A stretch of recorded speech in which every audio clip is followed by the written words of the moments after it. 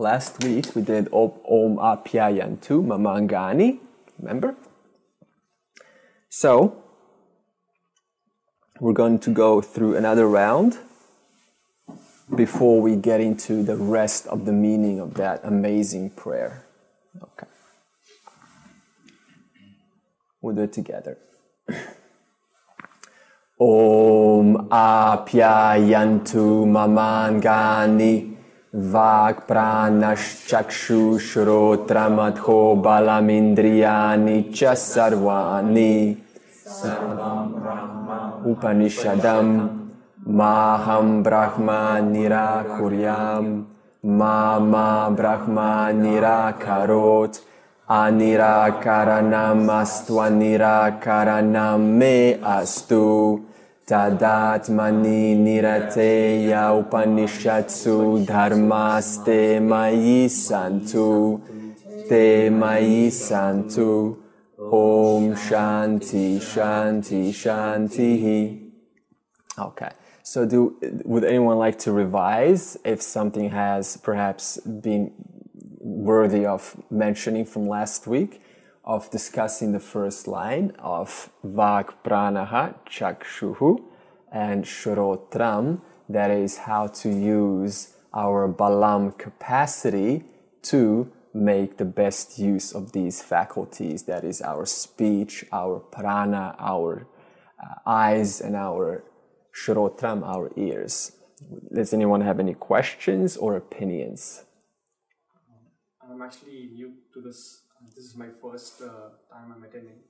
So how many have you already taken up these classes? This is the fourth one. Fourth one. Yeah.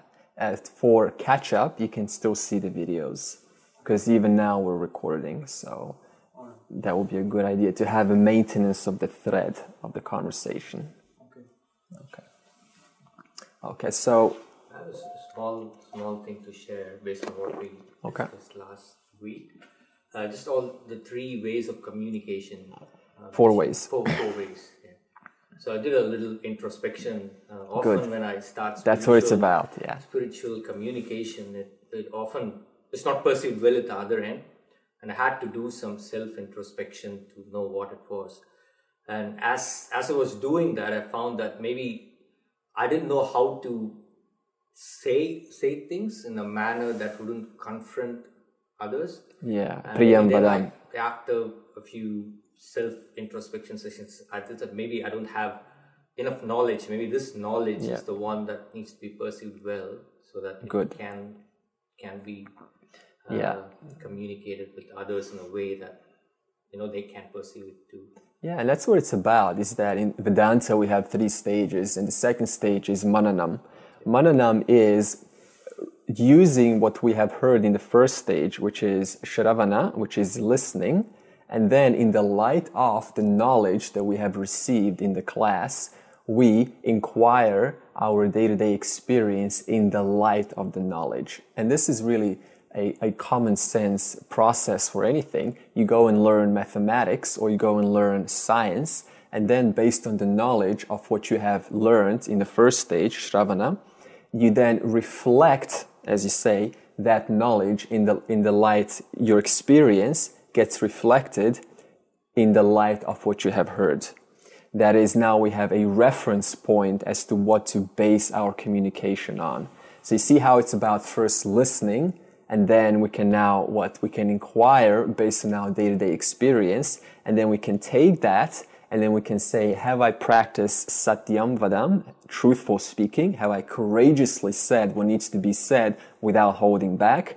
Have I practiced Sarutam Vadam? Have I investigated into the depth of the subject matter before I spoke? Have I practiced Priyam Vadam? That is, have I utilized appropriate timing and the right attitude, that is the right demeanor and the right pose to say what needs to be said? And have I practiced Hitam Vadam? That is, has this conversation between us led to some educational learning, as opposed to just chit-chat, which is very common in a conversation. Yeah, so now we have a reference point to base our experience, day-to-day experiences against, that is, against these 4 communication standards. Yeah. And these 4 communication standards are the embodiment of all of the communication courses that really happen today in terms of how to come across direct and how to express yourself authentically, whether it's in an intimate relationship or with a colleague, with a partner, with a boss or an employee. Yeah, so it's a very important teaching because it's the basis upon which all of your day-to-day experiences are resting on. That is, see, we cannot get away from not communicating. We're always communicating, right? So you can see why we're bringing this first before we get into the teachings. Yeah. Okay. So I also mentioned about second stage. I haven't mentioned this before, but bringing in Shravanam. Okay. So Shravana, that is the stage of listening. So why do we need to listen? The reason is because when we come into the class, we usually have our own ideas about how things are and how things are not based on what we've picked up elsewhere. You know what I mean? That is, we purchased spiritual ideas from other books, and there's no communication standard because for somebody, consciousness means one thing, for someone else, consciousness means totally something else. So that is why we listen to bring us to the same standard, a line of standard before we can start using self, Brahman, Atman, existence. So that is why we need to listen and just have faith in the scriptures, which remain unchanged for thousands of years because they've set the standard upon which we can base our knowledge on. And we'll get deeper into where the Upanishads, what's the authenticity of the Upanishads. And the second is after Shravana, listening, comes Manana. That's the second stage. So that means, as I said, now that I've acquired sufficient or adequate information, what do I do with it?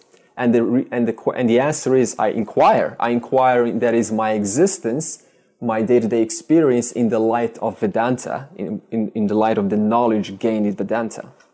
So that's the second stage. And that second stage can take up to 15 years. That's right, 1-5. So you can see we're being very realistic. This isn't something that we come into the class and then we hear knowledge and then we expect to, know that I am the whole. This is a lifelong pursuit. So that's why we qualify you, because we know that people come in and then they think it's all just a quick, that's especially the Westerners, we have that attitude. And we expect to come out and then everything's fine. It doesn't work like that. It's a day-to-day, moment-to-moment commitment, devotion. And that's what Arjuna is. He is the Lord's number one devotee. That's what Arjuna is. And therefore Arjuna succeeds in realizing his nature as one, because he did not, he listened to Krishna, Krishna being the symbol of the embodiment of the whole. So therefore, Mananam is the second stage, which is about 15 years. And the second and the third stage, so what happens in Mananam, now that we have acquired knowledge in stage 1, is one understands I am the self, that is, I am the whole. But there's still unhappiness. I'm still not satisfied with the world. I'm still not happy with myself, my body, my self-esteem. I'm not unhappy with other teachings. You know that one? That's very common. So for that reason, we need to get into the third stage, which is Nididhyasanam, and that is where the self-knowledge has not destroyed ignorance. That's where I am yet to remain to destroy those residues, those yet unresolved issues. And that's where you can go back into personal development and, do your energy exercises and whatever else. Because see, what happens is even though we acquire this knowledge, I'm the self, there's still hardwired patterns, and it usually comes from our childhood, from our parents, and you cannot blame them either because they've also acquired it from their parents. So these hardwired patterns still cause us to not be happy with our information, what we know. So therefore we have the third stage, Nididhyasanam, which can go on for the rest of your life. And it usually does. You don't hear this in the spiritual world, do you? You know why? As soon as, let's say, one of those popular 10,000 followers, I wish I could mention names, but it's just not cool, right? If they say to you that this takes up to 15 or 30 years of effort, like realistically, guess what happens? Nobody comes back. No business. No popularity. In other words, maybe they're not, but they're dependent on the numbers because it's easy to share the high teachings. It's easy to say you're consciousness, you're infinite, you're eternal. Everyone wants to hear that, right? So everyone comes back to get high and then go back into the world. But we don't do that. We take you from step one, that is addressing the jiva, that is the person who you are, your psychology, and then we get into the self, where you're primed, you're ready to understand and hold that knowledge without it coming out, that is unwrapping itself as soon as you go back into the real world. You see, so therefore there's a preparation process, and that's what we're doing now in part one, preparing. Okay, so the second, last week I said, so now what is the highest use of putting our Vak Pranaha, Chakshuhu and Shrotram use into? That is the purpose to come to earth and to, do good, make people happy, create world peace, and then, have a really nice positive character, and then just die and disappear? It depends. It depends if you're a samsari. That means if you are a worldly type, that is, if the world is important to you, then the world is important to you, then we cannot get across to you.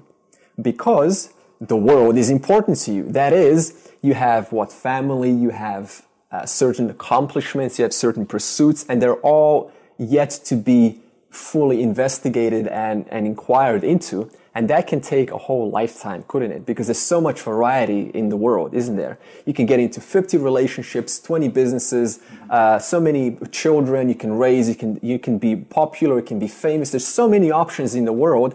And if you add all those times together as segments, they end up into what? 5 years gone into master's degree, 5 years gone into PhD, 5 years gone into specializing. By the time you're 60, all the Shakti is gone. Now, all the intellect's gone. So now I have no reason to inquire because I want to take a break. I've done a good round of my life. Now all I want to do is take a rest. So there's no resting here, you see? So that's why we're bringing this forward to you now. The earlier, the better. Because a lot of us think that, I'm just going to do this when I'm 60 so I can just enjoy myself. You can do that. It's fine. But the problem is, by then, the condition of the world and the attachments to the world will be so strong that it's going to be 10 times harder to detach yourself than today. You see? So we started early. And we're going to tell you why, because I know how the ego thinks. It's tuned into a channel called WIIFM. You know what that means? What's in it for me? It's constantly listening to that radio channel. So we have to talk to the ego so that you stick around. That is, you don't go flying off back into the world. And we will do that when we investigate the rest of the lines. Okay, so the Upanishad says, no. Okay, as I said, yes, you can pursue the worldly. But Upanishad says, no, that is not the highest use of my use of my speech, my prana, my eyes, and my ears. And the Upanishad says, the highest use is Sarvam Brahmaha Upanishadam. That's the next line after we've done the Vak Pranaha Chakshuhu Shrotram. So the highest use is Sarvam Brahmaha Upanishadam. So what does this mean? That's the line. So we're now investigating this line, and that symbol is just a symbol of the self, of Brahman, just so we know as a reference point. Okay, so what does Sarvam Brahmaha mean? Sarvam means in Sanskrit means everything, and Brahman means the whole. In other words, the highest use in which I can place my attention on this body is the whole. That is to understand that I am the whole, and nothing is excluded from that whole. So let me ask you a question now. If you think that you are apart from the whole, does the word whole still hold up? Yes. No. Because now it's not the whole, it's now incomplete. You're missing out of the whole. You see, so whole cannot exclude anything because the whole means the whole. That means everything is excluded, everything is included, nothing is excluded. You understand? Okay. So, and therefore, The problem, of course, is as soon as we open our eyes, our senses, where Upanishad says Sarvam Brahmaha, everything is one, Brahman means one, whole, we open our eyes and we see what? We see many. We see many bodies, we see difference, we see all sorts of varieties, and so therefore we get tricked into believing, therefore I must be separate, I must be apart from the whole. I must be a whole of myself, and that over there must be a whole of itself. When Upanishad says Sarvam, everything is Brahman. That means what? We just said a second ago, I asked you a question, are you apart from the whole? And the answer was? No, the answer is not. Because if you're apart from the whole, then how could you understand, how could we have this conversation? For example, okay, put your hand up if you like to suffer. You want to suffer. You think that suffering is okay. Depending on the results. Depending on, okay. But in general population, who wants to get hurt? Like who wants to be hurt or have pain? No one. So that right there reveals that we therefore must be part of the same whole, because we all resonate with the same understanding.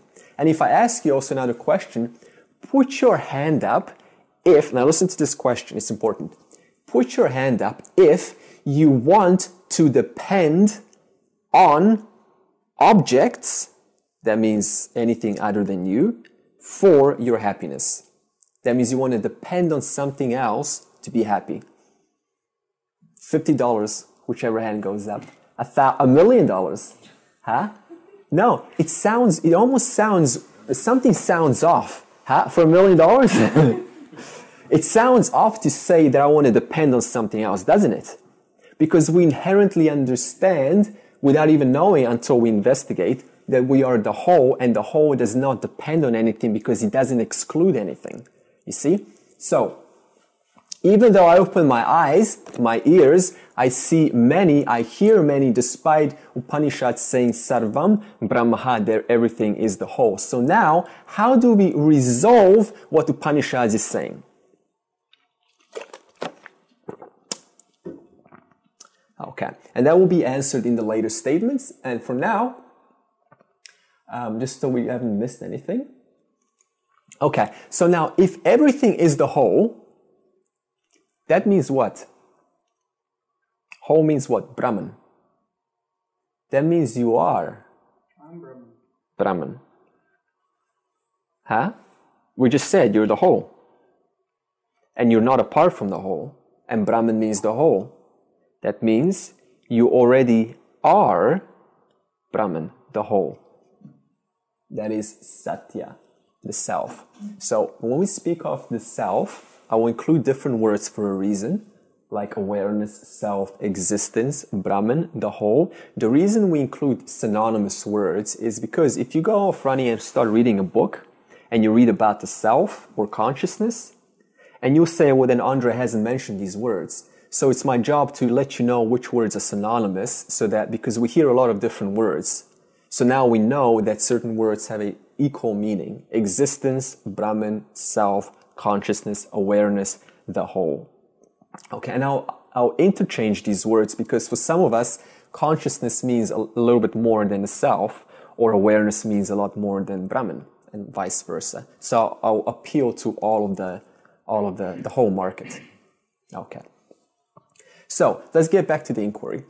If I am Brahman, if you are the whole, then how does it make sense to try to experience the whole?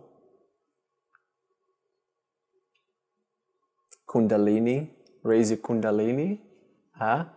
Some ecstatic plant experiences in the hopes to experience the whole. You need to elevate your senses to a point where you can see it. Seeing the whole, if I'm already the whole. In other words, what is there to see or to know or to experience if I am already Brahman? You see where the problem comes with the yogi teachings? where what? Even they make a mistake. In fact, we have so many translations of the Upanishads, and what they're saying is they translate these Upanishads and they put it in the form of an experiential enlightenment. Turiya Avastha, that is the fourth state. And even that's been a mistranslation. It's not a fourth state, it's that because of which the three states are known. That is your waking state, this is the waking state, the dream state, which you will dream when you go to sleep tonight, and the dream state, and the deep sleep state, which is when no dreams are appearing. We're going to analyze the three states through Mandukya Upanishads, but for now, therefore, what? If I am the whole, then what can I do to get enlightened if I'm already the whole? Because enlightenment means I understand myself as the whole. And we just said, if I'm already the whole, then what am I going to do to get enlightened? But you're not in a stage to understand it because you're covered with this obstruction. Good, Thomas. So it's a veil, concealing power. We'll get to the three gunas and how to manage the three gunas. So the question was, if I am the whole, what am I going to, quote, do to get enlightened? You need to realize there's nothing to do. That's right. Because no matter what I do, I'm doing what? I am still part of the whole. In other words, I haven't changed anything. I've just tried to gain something which I already am. In other words, the only solution is to gain knowledge of Brahman. That I am, where is this? That I am already Brahman. Is that here? And that is to only access to Brahman is self-knowledge. That is to remove the idea that Brahman is something apart from me, which is what the yogis do. And I say you gotta attain the fourth state. You gotta contact, that's what yoga is. I'm gonna contact the fourth state, and therefore you gotta do a certain sadhana for so long in such a way, certain pranayama, with the Kriya yogis and so on, in order to contact Brahman, when we just said that Brahman is the whole and you're not separate from Brahman. The question? So essentially you do need to do something. And essentially you do need, because there's always a yes and a no, there's a paradox. For example, the confusion is, okay, Andre, you don't need to do something, but then why are we here? Isn't that an action? Yes, it is. So this is where the confusion comes. And that is, okay, so you cannot do anything to attain, to quote, it's not attainment, but I'll call it an attainment, to attain moksha. And yet you need to do something, because if you don't do anything, then you're just going to remain, as you said, ignorant of your existing nature. So in other words, action, it's the very cause which removes ignorance for me to realize myself as Brahman. But if I don't apply action, then I will just stay exactly where I'm at, which is a stage of ignorance. So hence the popularity of those neo-Advaita teachers who basically say you are that now. Yeah. And you just need to rock up and become that. Yeah. Become that, right? You don't do anything else. So I can't criticise because I haven't involved myself in that, but I can see a distinction between this path, if you like, and the common, what would appear to be an easier gig to hang out with a group of people and hey, guess what, we can do this simply. So I can see a distinction here. I'm still sceptical and open-minded about both paths, if you like. Yeah, Neo-Advaita strips out Vedanta and just takes the self. Yeah. And you're not going to understand the self because the mind is not, it's still got distortions. So it's going to misinterpret what I say, what the Upanishads or what the scriptures say. That's the problem with Neo-Advaita. That is, they go straight into the self-consciousness, but they don't even address the very cause that suppresses those teachings from fructifying, which is my own distortions, which I've picked up. Which is why we cannot skip and we need to go through karma yoga in order to undo those distortions. You see how logically it's set up? So Vedanta, like Papaji, popularized that from Ramana Maharshi. And then unfortunately Gangaji also, she picked up the statement, just stop your search. Stop your search. That's her message. Stop your search. You ain't going to be happy with that because you're going to continue searching. And to tell you to stop the search, what? You ain't going to gain self-knowledge. Because how is saying the word stop the search or I am consciousness, how is that going to please you if you still got desires, you still got, usual worldly issues? You see, so we have to address that which is inescapable, which is you, the person, your psychology. Because that psychology is like a blanket which places itself over the mind, which is incapable at that time of assimilating, contemplating, and digesting this knowledge. Yeah. I've hung around the Neo-Advaita world all my life, actually, and they didn't do anything. I just knew it intellectually. It wasn't until Advaita Vedanta, to give you the full formula, came along. Only then does everything become clear. Otherwise, you'll become really intellectually, you'll come very close in Neo-Advaita. Neo-Advaita, is it called Neo-Advaita? Yeah. But because it's still Mithya, it's as good as this. It's as good as far, far, far away. In other words, ignorance, a little bit of ignorance, and a lot of ignorance, you remove the adjective, it's still ignorance. You see? You're either all in or you're all out. There's no in between. Just one more question on that. It seems to be a lot of momentum around Neo-Advaita, but I'm assuming that people come and go because the teachings don't seem to be substantial. They seem to get a buzz out of it, an experience out of it, and take it back to their real lives. But whether it's lasting or not, I don't know. I mean, yeah, it's a very small qualification for Vedanta. Because we tell you straight up, enlightenment is not an experience. And you don't want to hear it. Ego doesn't want to hear that. Ego wants to hear it's some great blissful state where everything's fine and moonlight and sunshine and rainbows everywhere. So we tell you straight up, enlightenment is just completely ordinary. It's the most ordinary thing because you already are that. Awareness. You're aware now, aren't you? You're aware of this conversation. That's what the self is, that awareness. And there's nothing exciting about that, is there? It's very ordinary. That's why not many come back, because they want it to be some great state. And that is a huge problem in the spiritual world, which is contaminating innocent seekers looking for some. I've been also a victim of that for a long time, where I was expecting some great, like, every time you think of the Buddha, oh my God, he's in some ecstatic state and I want that. That's the ego, you see? Ego wants to hear that, and the gurus will appeal to that understanding, knowingly or unknowingly, and that's why they have such a huge following. And Advaita Vedanta is never going to be popular 10,000 years ago, no more popular than today, because we tell you what you need to hear, but the ego doesn't want to hear it. You see? The ego wants to extract all the good bits and hear just that, but when we tell you 10, 15 years and a lot of work, nah, I don't want that. I'm going elsewhere. So, therefore, today's true self-actualization is extremely small, especially because of our Kali Yuga, where Rajas and Tamas are predominant, and we're very, very active, very erratic in our lifestyle. So therefore, there's very little sattva. Sattva is the clarity. Whenever you clear, that's sattva. And we need sattva for liberation. You see? That's why we're not skipping stage 1, which is the jiva, because the mind remains rajasic and tamasic. In other words, it remains very erratic and also veiled with this cloud of ignorance. And we have to manage that and transform the mind into a very pure, reflective mind, so it can reflect consciousness directly, and therefore I know and I understand. You see? Okay. Just for clarity, may I ask a question?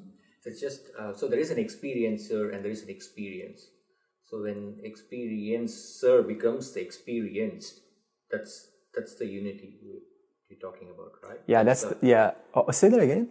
There is experiencer and the experience, right? Okay, so that's subject and object. Yes, experiencer becomes the experienced. So when the observer becomes the observed. The observer becomes, okay, yes, yes and no. I see what you're saying. The subject and the object, satya and mithya, they're two different orders of reality, satya and mithya. You never become anything because there's only the self. We see this distinction, right? When this distinction disappears, then everything becomes the single thing. But yeah, okay, good. So the word, we have to take the word "become" out, because that implies it's not already so, and that implies time. So it vanishes, basically. So ignorance that I'm not already it is disappears, and what already is, the isness of now, is revealed as eternal, as it never been anything other than me, self, consciousness, the total, Brahman. So there's no becoming here, and this is a very dangerous word because it implies that you're not already that. You see?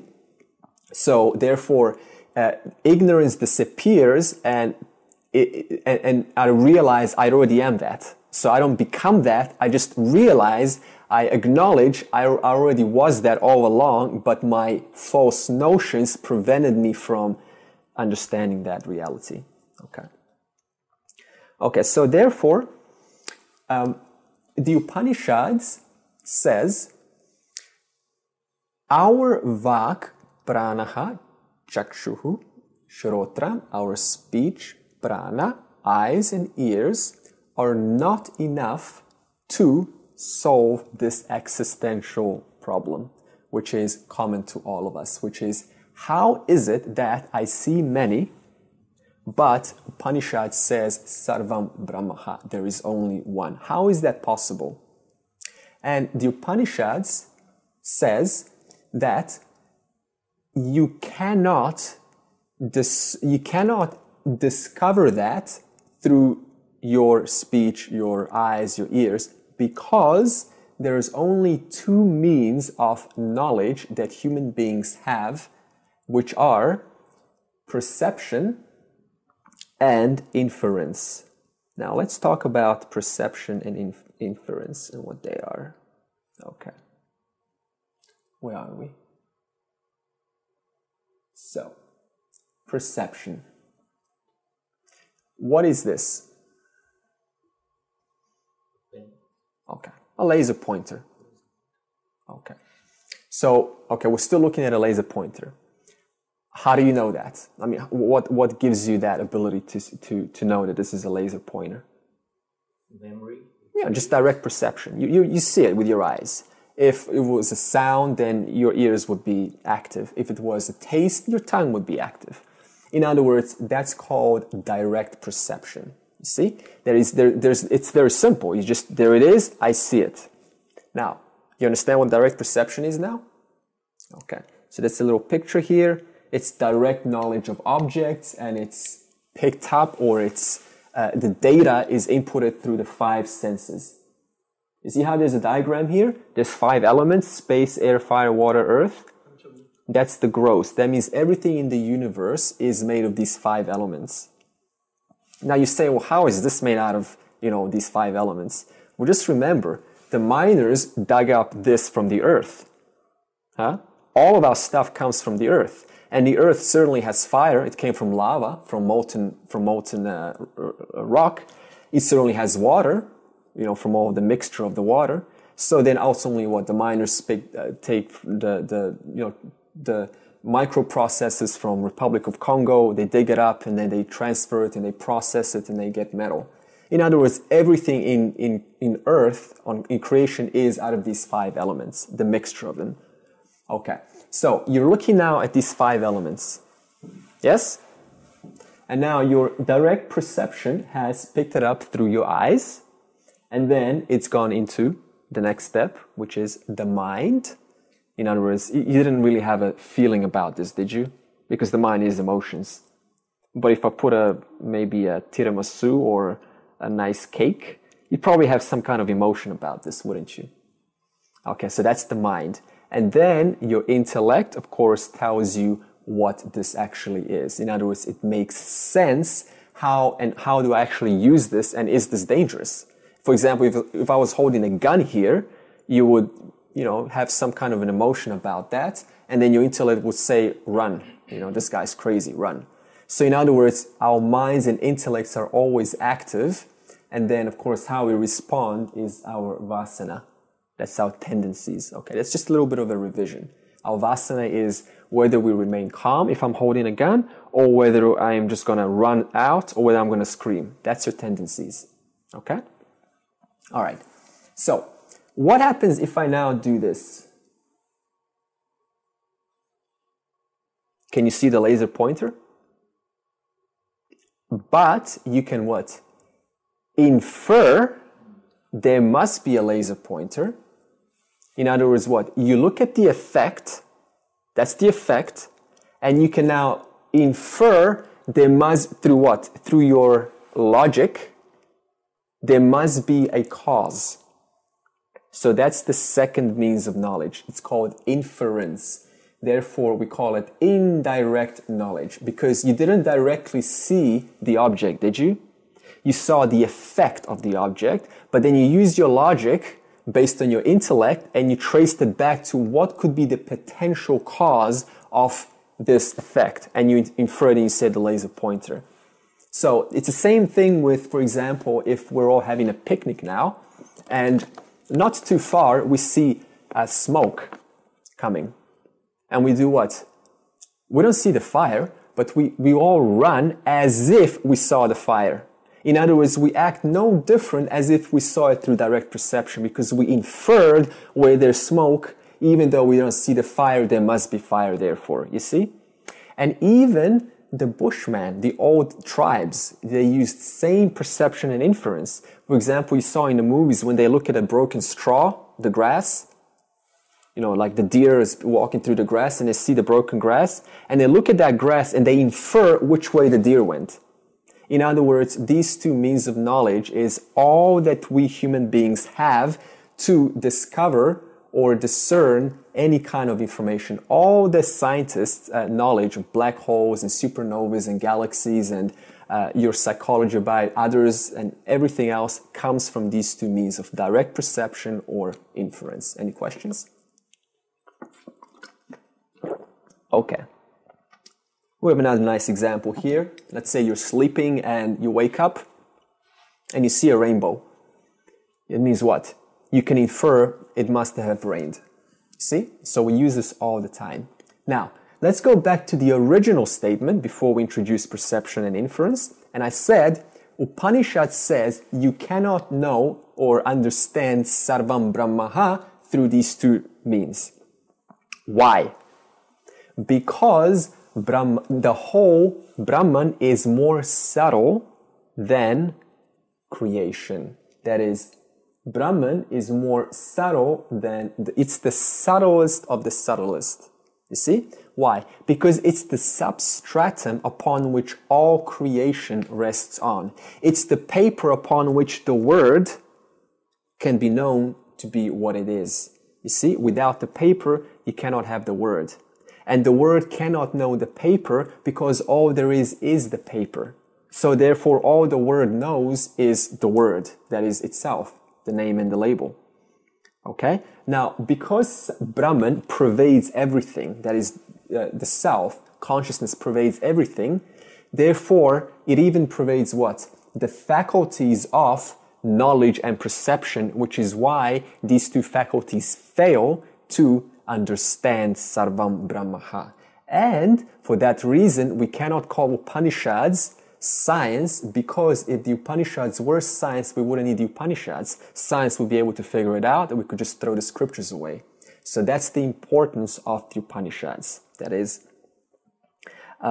So 1 and 2 is our only means of knowledge, and Sarvam Brahmaha doesn't work to be discovered through method 1 and 2.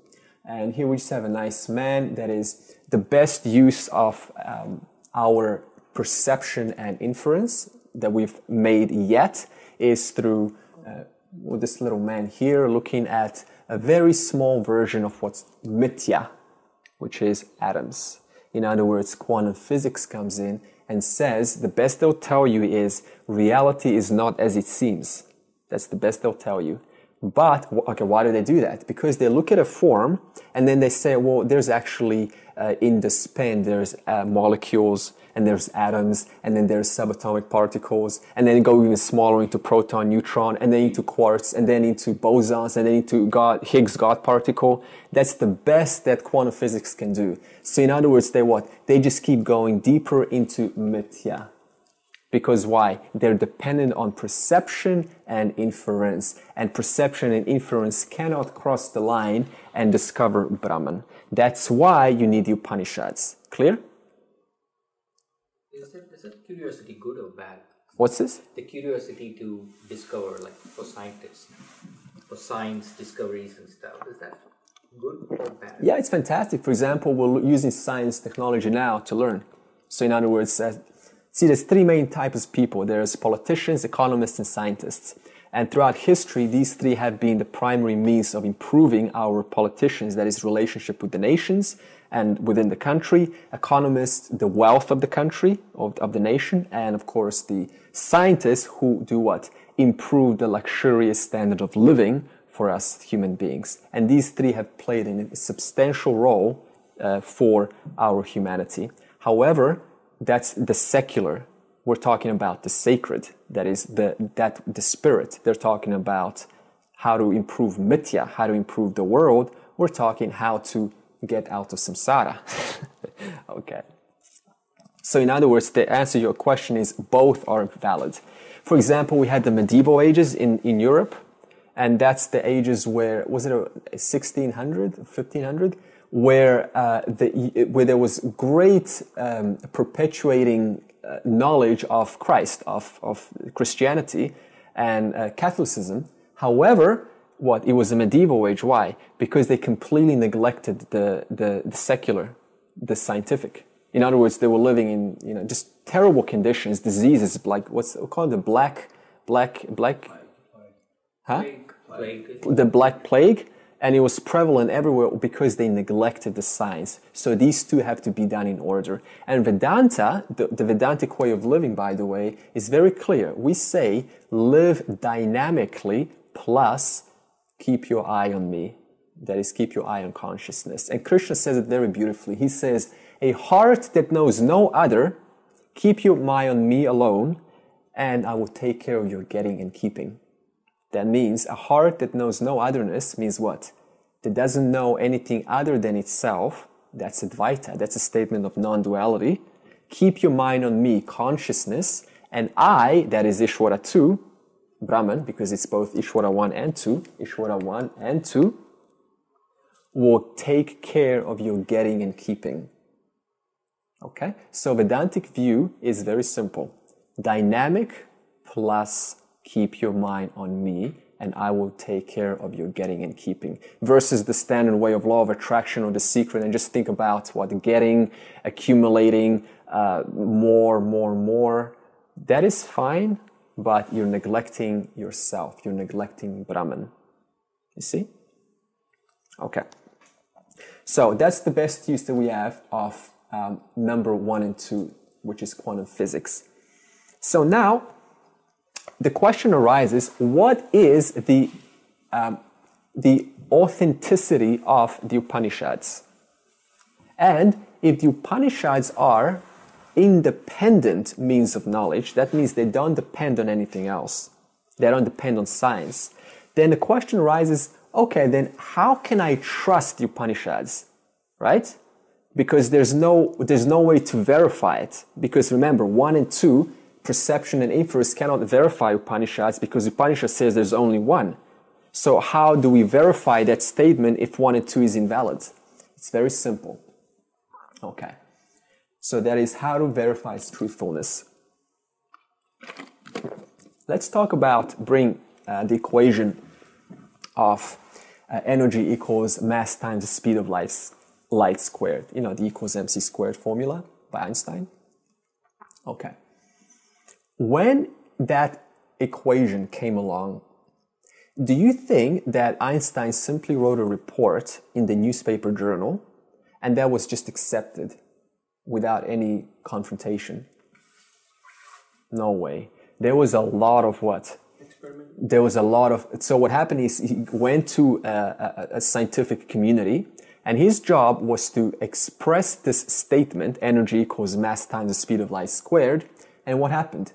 It's like the whole auditorium, they just provided contradictions and ways to break down that statement in every way possible. And what did he have to do? He had to provide a reasoning or a capacity that holds up to every single contradiction brought forward by an alternative view or alternative point of view. And what happened is at the end, nobody could break down this equation. In other words, what? People used their capacity of rationalization, which we all have. That is our logic. You see? Our ability to assess whether something is right or wrong. And we all have it. And that ability is your primary friend to realize Sarvam Brahmaha. Because, as I said from session 2, your intellect is what? Is where discrimination happens. Your intellect is where you apply logic, where you assess these statements, which is why I said you need a very good intellect. And you see how it's yellow? That means it's sattvic. So now, so the answer goes to Gareth. The answer goes to Gareth is, how does Neo-Advaita compare to Advaita Vedanta? And that is, if your mind is what? If your intellect is Rajasic Tamasic, then you're not going to have a good discriminating capability. Your rationale, your logical capability is going to be so small that it will be impossible to understand or to inquire. You don't hear this in the spiritual world, do you? You just hear, just ask, who am I, what am I, close your eyes and wait for the answer. That does suggest that moksha favours people who have strong intellects, or their rajas or their tamas is resolved. Which is it? I mean, if you're going to obtain enlightenment and you're going to work your way through testing the capacity of reasoning of Vedanta, yeah, that implies a strong intellect or yes, a capacity for it. Capacity, yeah. So what happens if people are not strong intellects?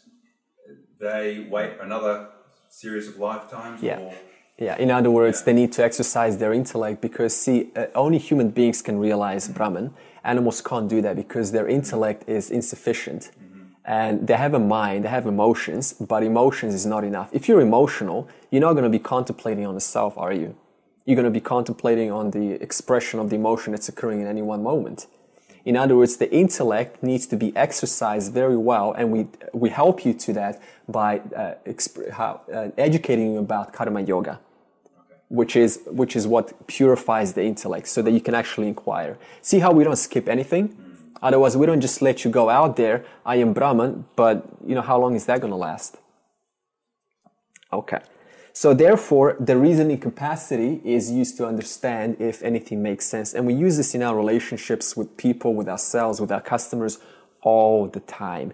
Could this be true? Is it true? Based on what is it true? What, all sorts of questions that arise, that comes from what? Your reasoning capacity. And that same capacity we use to test if the Upanishads are correct.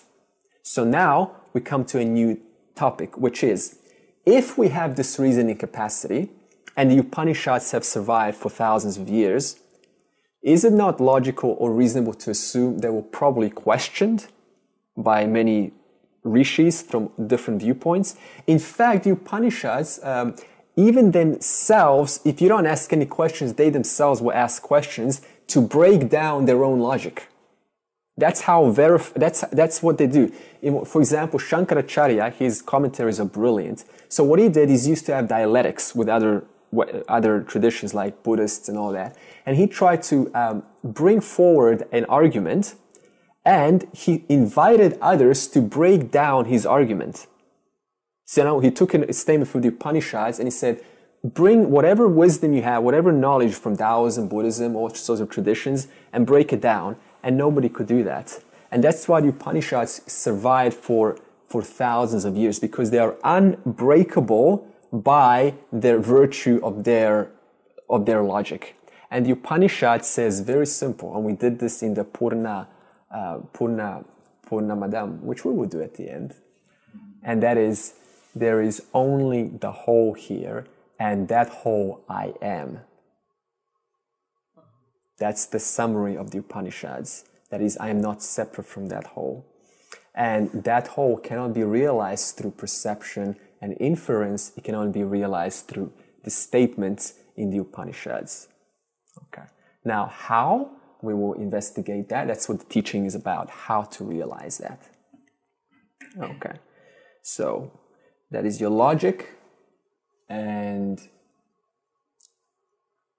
okay, so now the statement arrives is, why is it that most of us do not even arrive to Sarvam Brahmaha? That is, we don't even arrive to pursuing Brahman. Why is that? Too busy with our own work, or Yeah. our own desires. That's right.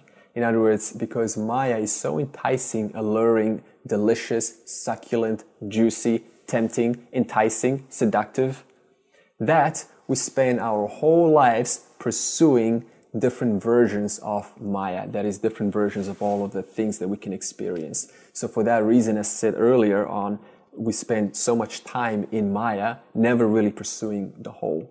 Would you call that the vasanas in this context? Yeah, and those vasanas get cleared out by karma yoga, which is a huge part of this program. So, Okay. Can I say something? Yeah. So, what are you suggesting? You mean I have to break all my bonds and relations so that I can free myself from all the obligations I have and I can pursue this knowledge? Okay, so we say that we're going to arrive to the statement Maham. It's going to say that, yes, you need to do that, but no at the same time, because we all have worldly duties. We all have worldly pursuits. And we cannot just get rid of them. We need to we have to translate them. We have to channel those desires into something more productive.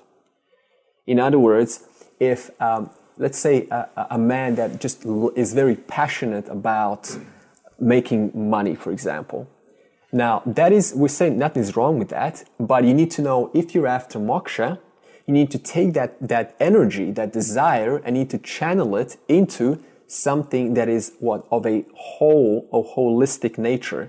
Because if a man is just making money or a woman is just, for herself, whatever it is, just very kind of selfish, does that contradict wholeness?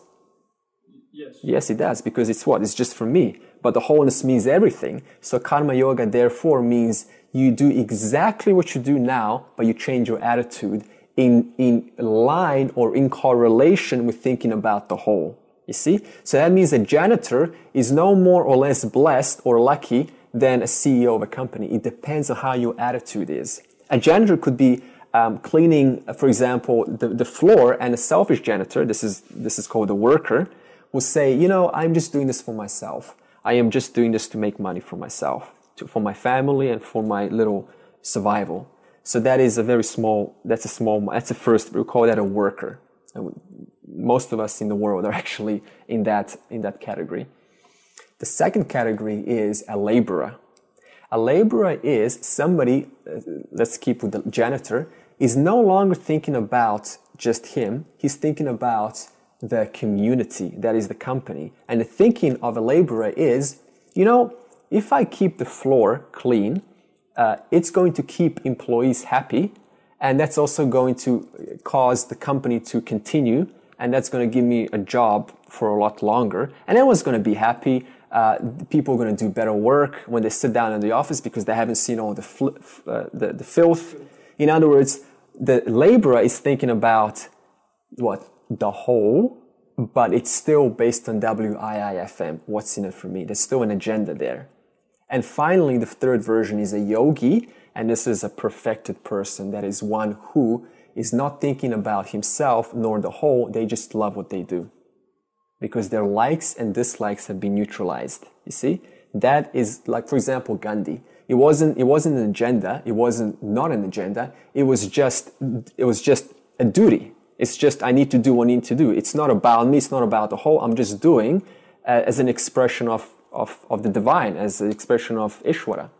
You see? So we want to arrive to the yogi, and that's what karma yoga is. You neutralize your likes and dislikes, so we stop thinking selfishly, and we stop thinking about the whole from a selfish point of view, but we start simply loving what we do because it is all what? Brahman. In other words, it's all being done from me. Consciousness, Ishvara. You see how the attitude changes? So that's the answer to your question. Okay. Now we got Maham Brahma Nirakuryat. Nirakuryam. That's the next line after the previous. So, what does this mean? Ma aham, that's Sandhi. Ma aham, when you put it together, it's ma aham. Ma aham Brahma Nirakuryam. Nirakuryam is reject. Not reject. In other words, may aham means I. May I not reject Brahman. You see how that little fella is putting a hand to Brahman? Now, the danger of using pictures is it implies duality. It implies as if this person is separate from Brahman. So I'll mention that once in a while so we don't think that there's two, because that's Advaita. So, but for the sake of limitation of mithya, see, it's always duality here. So we have no choice but to use two. Okay, so may I not reject Brahman. So, in other words, let me, this is going to answer your question even further. Let me, despite my pursuits of worldly pursuits, let me, amidst that, not reject Brahman. That means you can continue doing whatever you want to do, but do not reject Brahman. Why? Okay, so now let's talk about WIIFM. What's in it for me? Why should we pursue Brahman? What's in it for you? Like, what are you going to get out of it? That's a fair question. You lose all your suffering. Yeah. Okay, so pursuit of Brahman. Why? Okay, let's ask a question. $2 million prize. Who wants to be partial versus the whole? Huh? Who wants to be the whole? All hands go up. We cannot help but to say what we inherently recognize, despite not knowing why we necessarily know that. You see? Who doesn't want to be the whole? That means nothing is excluded. That means if I am the whole, that means nothing can add anything onto me. That means whether you say you love me or hate me, it doesn't change me. It doesn't affect me because I am the whole. But from a lack of wholeness, I depend on the world to give me a little bit of wholeness, that is in the terms of happiness or approval, acknowledgement, to say something according to my likes and dislikes. You see? So I asked the question at the beginning, who wants to be partial? And then no hands go up. Who wants to be the whole? All hands go up. Now I also asked, who wants to depend on objects for their happiness? Put 1 billion people, no hands go up. But here's a question. Whose ever hand doesn't go up this time will get $50. Who is dependent on one or more objects right now for their happiness? You see? In other words, if it's not the world, then it's the body, it's the health. I want a good health, so I go exercise for family, for children, for money, for security, for a healthy mom, dad, for a good relationship with people, some kind of power, some kind of fame, some kind of status. Even small things like knowledge. You know that one? Addiction to knowledge. I need to remain knowledgeable in order to feel happy. That's a big one in the spiritual world. Yeah. So, isn't that funny? We all recognize inherently we don't want to depend on objects for our happiness, and yet we all depend on objects for our happiness. Welcome to Maya. See how Maya reverses the relationship and makes the self into an object? So you end up chasing the self as if it's something other than you. Okay, so we need to reverse that I, the word I, back to the original self. That's what we're doing. Okay, and permanent satisfaction, of course, that's the benefit of moksha. Now, why do we have fat Buddha. Why is the Buddha fat? Big stomach. Huh? Is it too much? It doesn't exercise, right? Okay. When you are full, when you're completely full, and you had a wonderful meal, would you be attracted, despite offering you a sumptuous meal, that is a very beautiful king, queen size meal, would you have any attraction or desire to consume that meal if you're completely full? No. So the symbolism, it's same with Ganesha, they have a fat stomach. So they're completely full, and that's why it is always laughing, because when you're full, when you're the whole, you have no desire for anything because you are full. And I could offer you love, I could offer you a relationship, I could offer you status, fame, power, whatever it is. You're just not motivated to have any of it because you're full. So that's the benefit of moksha, fullness. That's why it's not fat. Huh? So he's actually not fat. He's actually not fat. Yeah. It's the symbolism. It's very subtle symbolism. And India is full of these beautiful symbolisms, actually. Same with Ganesha. We can talk about his long tusk. And notice how it's on one side and there's a trunk broken. What does that mean? Non-duality. Non-duality. One, not two. You see Advaita. Okay. And he's holding a bowl of sweets in one hand. This is Ganesha. What does that mean? The fruit of self-knowledge.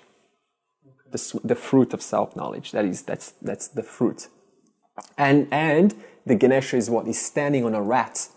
Why is that? His servant. Yeah. And rat is what? A symbol of desires. In other words, Ganesha has conquered his desires. In other words, the desires don't leave. Moksha doesn't mean your desires leave. Your desires continue, but you have conquered your desires. In other words, the desires no longer hold any power because why? I am full. Therefore, despite desires occurring, I have no motivation to participate because I know I am the whole. Clear? Okay. Cessation of suffering. Okay, now this is something that gets misinterpreted in the spiritual world. It doesn't mean that suffering doesn't occur. Okay? Because suffering occurs where? Suffering is jiva. And jiva is what? Three bodies. The gross, the subtle, and the causal. That's the jiva. So what's the jiva? The gross body, that is this. The subtle, that's your mind, your intellect. And your causal, that is your subconscious mind. That which causes you to be the way you are. Or we can also say the jiva is the five koshas, that is the five, that which makes the jiva is the gross body, the gross kosha, the prana kosha, the mind kosha, the intellect kosha, and the vasana kosha. So whichever way you look at it, we can just simplify it as the jiva means the three bodies, the gross body, subtle body, and the causal body. So that means what? Suffering occurs where? In the jiva. Now, and the self is what? It's a different order of reality. So that means what? Let's go back to the earlier. I said we need to re-identify the I from what? The body and the mind, that is from the jiva, the three bodies, back to original awareness. That means no matter what happens in the body, as it will continue to happen, that is thoughts, pain, toothache, so on, that will continue. But because the I no longer identifies with the body, it's as good as saying it's not even mine.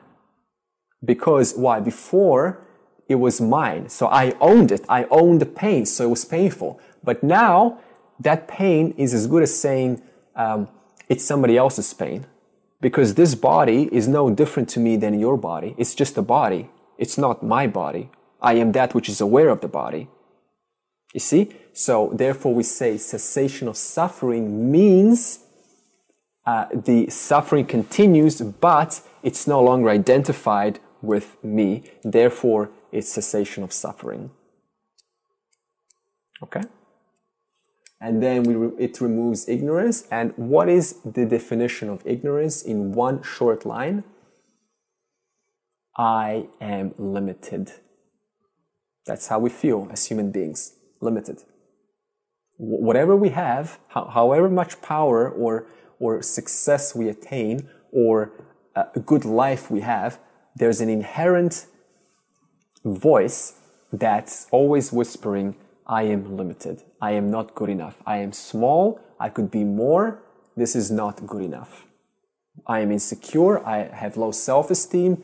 I don't have any, I don't belong, and I want to be loved, and I want to love. The Buddhists put it in a very nice way. They say the two only causes for suffering, cessation of suffering, the only two causes of suffering are, I want to love, or I have a yearning to be loved. That's it. That underlies all of our suffering. Some of us in relationships don't need to feel loved. We're completely fine. But we still have a need to love somebody else. They're the same side of they're the same thing. Whether you want to love or have a yearning to be loved, they're exactly the same foundations which cause suffering. Okay, so we need to get rid of that because that belongs to the jiva, not me, consciousness. I am that which is aware of that, but it doesn't belong to me because it's a different order of reality. That's mithya. Understand? Okay. And reiterating the first statement, we said it doesn't, knowing Brahman doesn't give you an experience of Brahman. Why? Because you already are that. Are you aware of this right now? Of this satsang? Are you aware of this? Yeah, that awareness, I am. That awareness is consciousness. So therefore, how are you going to experience Brahman if you just acknowledge that you already have awareness? I heard it somewhere. It's like the teacher gives an example. So for an ignorant person, when he looks at the ocean, yeah, it looks blue. But when you give him the scientific reason why it is blue, saying that the sky is blue. Why the sky is blue is because it is a reflection of the blue color of the ocean, which is causing the sky to look blue. Okay, so right. So once you realize that the sky is not actually blue, it is only the reflection of the ocean. Yeah. Then you'll feel like okay, then you'll know that why it is blue. Yeah. But it doesn't mean that the moment you realize, the color will go off. You know that, you just realized it. Yeah. But still, for you it is always blue, but you realize why is it blue. So the knowledge of why it is blue is what is, which is similar to realizing Brahman. Yeah. The knowledge of why it's blue. See, you don't even, because that's mithya. You don't have to know why it's blue or why things are the way they are. Only Ishvara knows everything. Okay. I just have to know the essence which constitutes the ocean, which constitutes the sky, which constitutes everything. That is, I don't have to know anything other than myself. That's why cessation of suffering. That's why there's permanent satisfaction. Because as long as I'm chasing for individuality, particulars of different objects and different how things work, I'm engaged in mithya, and mithya is endless. This is actually, are we on the same line? Are we on the same page? I did. Somewhat. Okay. This is actually one of the things that happens in the spiritual world, is that some gurus try to make you think that enlightenment means I have access to Ishvara too. To God. That's completely false, because jiva will always remain a jiva. A jiva will always remain limited in its own knowledge. Only Ishvara has knowledge of everything. Like your car breaks down, what do? We go and call the what do you guys have here? The Vic roads. There you go. We got NRMA in New South Wales. Okay, so. But see, so it said, so my job here is not to know individuality of different things, how they work. It's just to know that which is that which pervades all of these things. That is mithya, which pervades existence itself. So we use the example of the jumper and the wool. You see, the jumper has always got a different form, doesn't it? A form of the ocean, a form of the sky, a form of an emotion, a form of a thought. But what is the constituent of the jumper? The wool. And so therefore I don't need to know the particulars of the jumper. I just have to know myself, which is the wool, which pervades everything, which is good as saying, therefore I know All, but not all as in particulars, all as in the entire existence, because that I am. Okay. So now few even get to pursuing Brahman. Why? And we discussed because the world is very enticing with different offerings like a nice cake, intimacy, and we spend many years end up the totality, and we lose our Shakti. We just die and then we reincarnate until we realize that the highest purpose, as the Upanishads has been saying forever, is to realize Brahman. You see? So that's the importance of this knowledge. So I'm sharing this because we need to appeal to the ego. The ego's thinking there's better things out there. I don't need to be here. So see how hard it is. Actually, we have to constantly go against this pull back into Maya.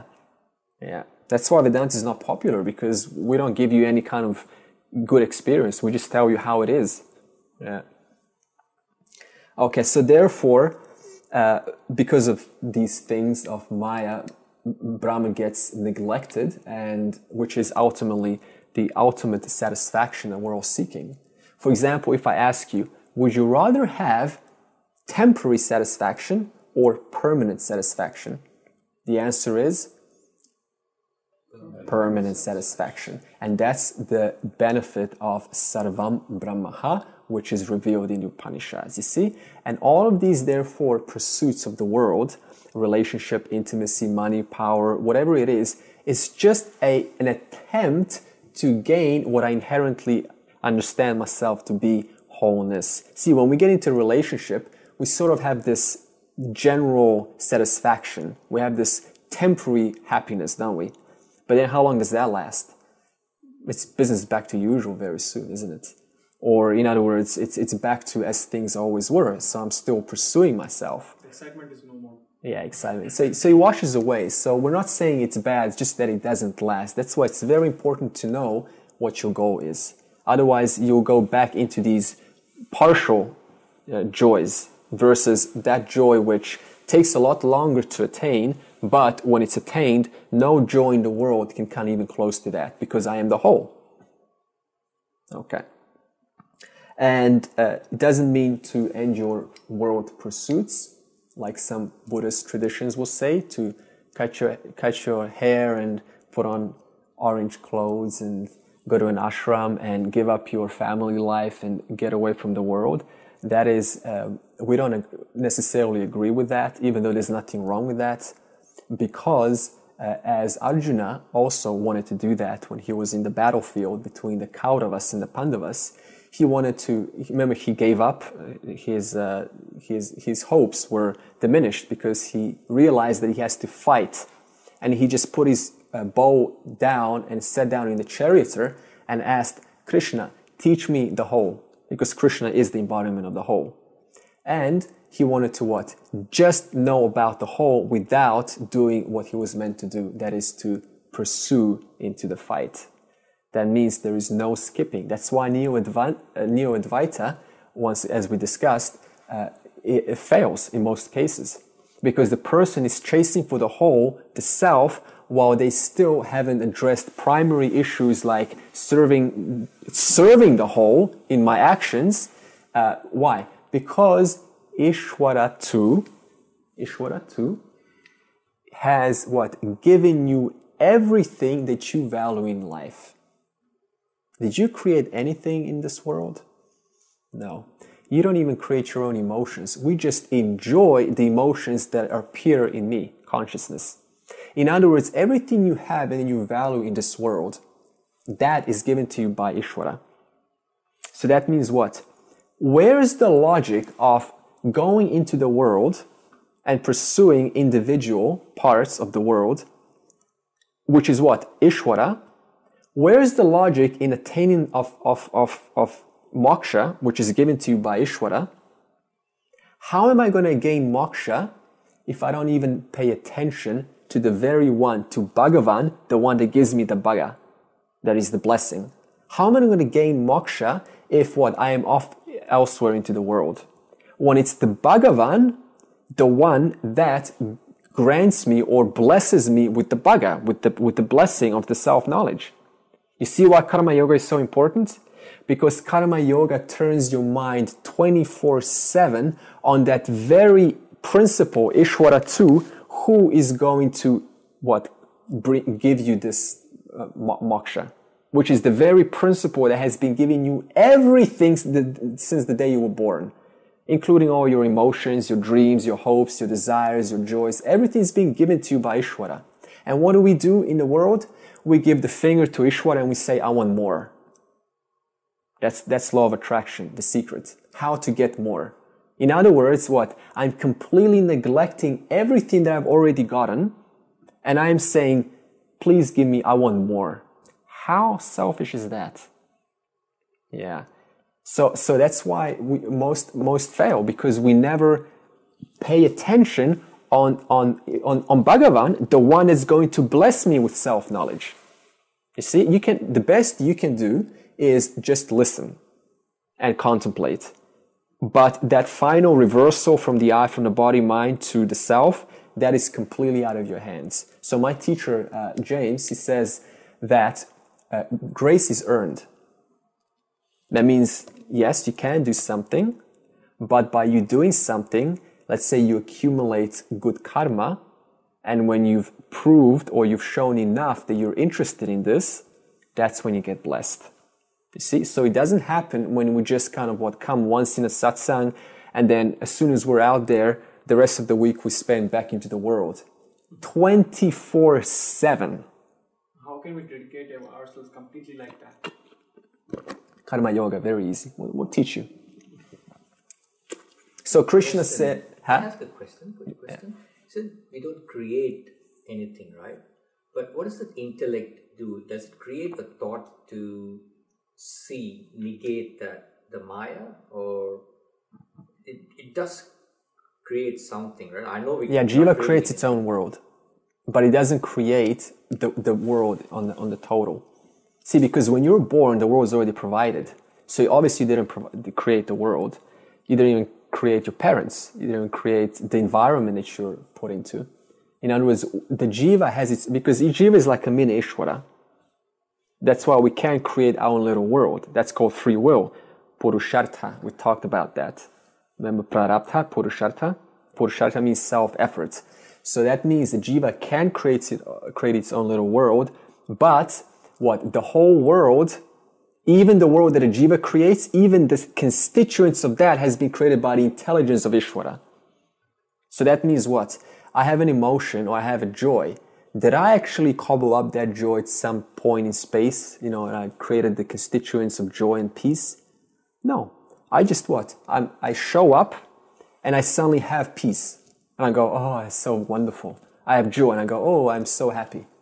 But I didn't create happiness. I didn't create peace. It's given to me. So therefore, we're addressing that one, which is Bhagavan. We're acknowledging that one, the same one who is going to give moksha. Because that one is one that's beating your heart right now, doing your breathing, and doing the thinking for you. But it's my thoughts which I do it by myself. Sure. I think in my own terms. Yeah. So my thoughts are the reason why what I believe is there in my mind. Yeah. If I believe I'm happy, I'm happy. If I believe I'm not, whatever may be the reason, I still believe that I'm not happy. Yeah. But it might be ignorance or whatever. But I'm doing an action with my own judgment. You know what I'm saying? Yeah. But that is in my control. Nobody is doing that, right? Yeah. And who created the? Okay, let's say. Let's do this. What is 1 plus 1 plus 3? Okay, 6. 1 plus 5. Okay. So so that's your thought? No, that's what I learned. Okay, so you learned that. So in other words, that knowledge was given to you. The assessment, the ability to calculate, the ability to think, words were given to you. In other words, you just arrived and all of this stuff was given from elsewhere, and now we own it as if it's ours. So this is simply an understanding that everything I know is given to me by who? by creator. I understand what you're saying, that is, it's mine, but remember, if you trace that back, you learned that at some point, didn't you? You learned language, even the words to communicate. We learned that from elsewhere. And we trace it all the way back. Where does it all come from? Okay, so what if I was born in an island? There was nobody else. As a human being, I was there. I'm ignorant. I'm absolutely ignorant. I don't know any technology, no language, nothing. Yeah. But I can grow because I do have the desire to eat, so I eat. Yeah. You know, I eat, I grow up, my body grows, I become a full-fledged human being. Yeah. So nobody taught me that. It's just my own understanding of what I, perceive from my thoughts. Okay. What happens when you eat? When you put the food into your mouth, are you digesting that food? Yes, the body does the thing.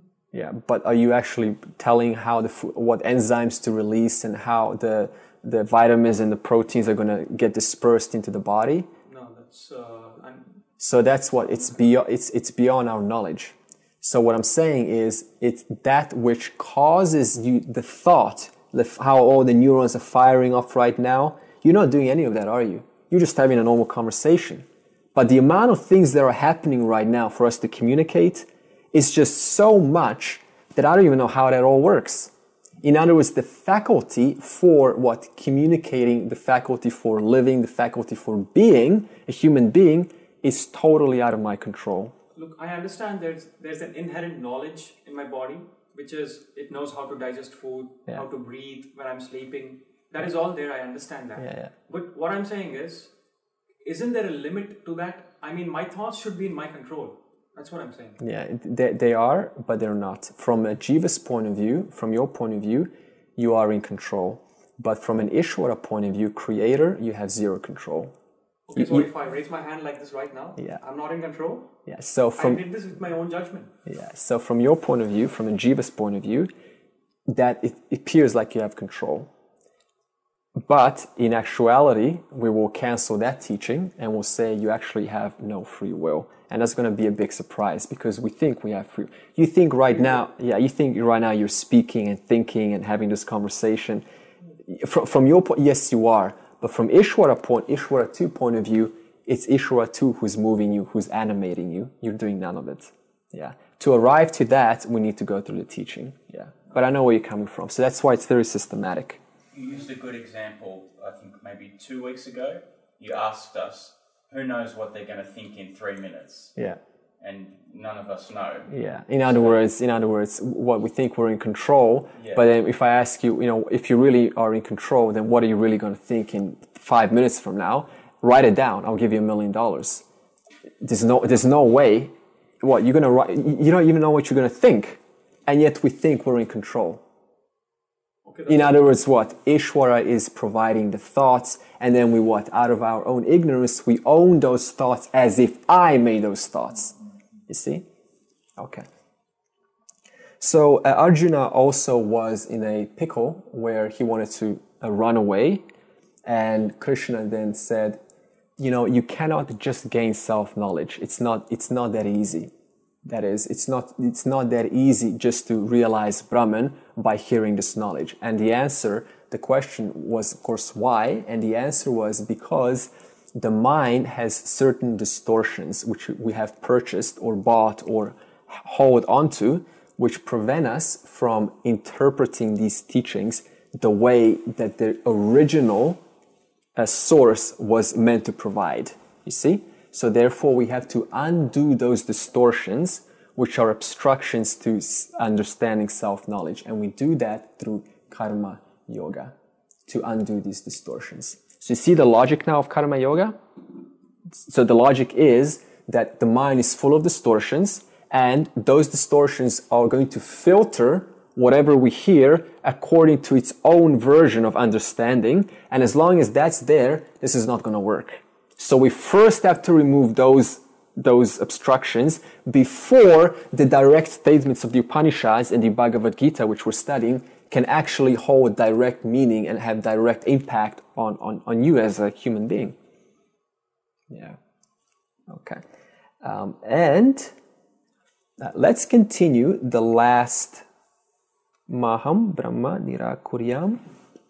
Okay, we'll cover Mama Brahma Nirakarot. That is, let Brahman not reject me. Now, that's a little weird statement, isn't it? How can the whole reject me if I'm part of the whole? Right? So this we will talk next week. Now, let's do our wonderful... And also next week, we will go into scripture and continue the Bhagavad Gita chapter 2, verses 11 to 31, and where Krishna starts to educate Arjuna about the self, the qualities of the self, that is, of Brahman. Because remember, we said self, Brahman, they're the same words. And where Arjuna now gets to understand a little bit, and we will see how Arjuna doesn't get it. And then Krishna goes, well, this guy, obviously, I've given him all there is, I've given her all there is, and they're not getting it. So now I have to what? I have to give you karma yoga to purify your mind. And we will see how this unfolds. Okay. Let's do our favorite verse.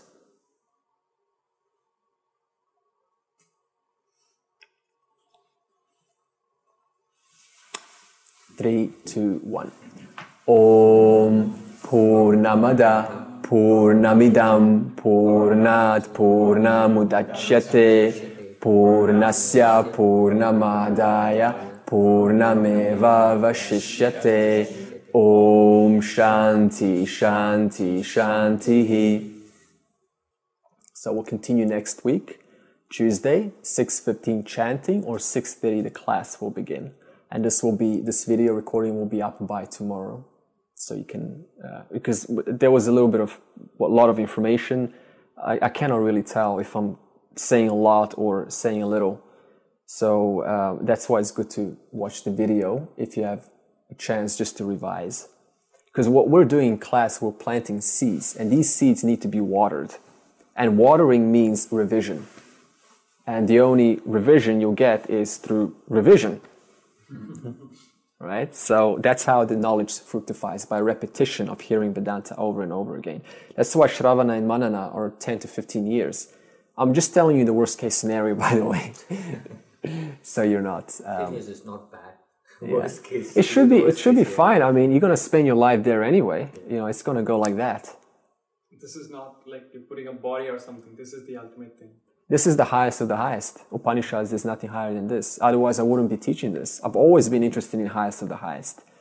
I'm not interested in wasting your time with, there's so many other great seminars on mithya, how to make money, how to date, how to have a good time. There's wonderful people who do that. But when you're ready for the final, when there's nothing other than just me, consciousness, then you come to Advaita Vedanta. Yeah. So, and you got to have a lot of dedication, fortitude, and commitment to do that. Yeah. Because I've been in these classes for many years, and I know the patterns of people coming and going, and the ones that stay, boy, do they make a change, a great change. And Krishna says a beautiful statement: there is no greater purifier than self-knowledge. That means you don't have to get into self-help, personal development, and all this other stuff. Just this knowledge alone will transform you. Yeah, that's the point of Vedanta. If your life's not being changed, there's no point of Vedanta. So that's what this knowledge does. It transforms. It removes the false notions, and it reveals that which is pure, which is clear, which is always here now. So everything becomes clear. The whole world kind of takes on a transparency. Yeah.